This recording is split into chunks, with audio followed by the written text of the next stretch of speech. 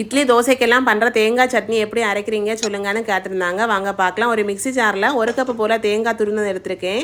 இதுக்கு தான் ஒரு சின்ன வெங்காயம், 2 பல்லு பூண்டு, ஒரு சின்ன துண்டு இஞ்சி, கொஞ்சமாக கறிவேப்பிலை, உப்பும் சேர்த்துட்டு பச்சை மிளகாய் சேர்த்து தான் அரைச்சிருக்கேன். நல்லா காரத்துக்கு ஏற்ற மாதிரி பச்சை மிளகாய் சேர்த்துக்கலாம். தண்ணி ஊற்றிட்டு நல்லா நைஸாக அரைக்கக்கூடாது, கொரகொரப்பாகவும் இருக்கக்கூடாது, மீடியமாக அரைச்சிருக்கணும். இதுக்கு தான் கொஞ்சம் பொட்டுக்கடலை சேர்த்து அரைச்சாலும் நல்லாயிருக்கும்.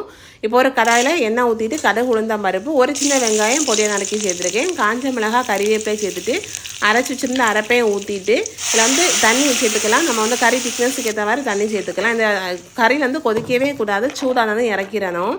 இது இட்லி தோசை மட்டும் இல்லை, ஆப்பம் இடியாப்பத்தை கூட வச்சு சாப்பிடவும் நல்லாயிருக்கும்.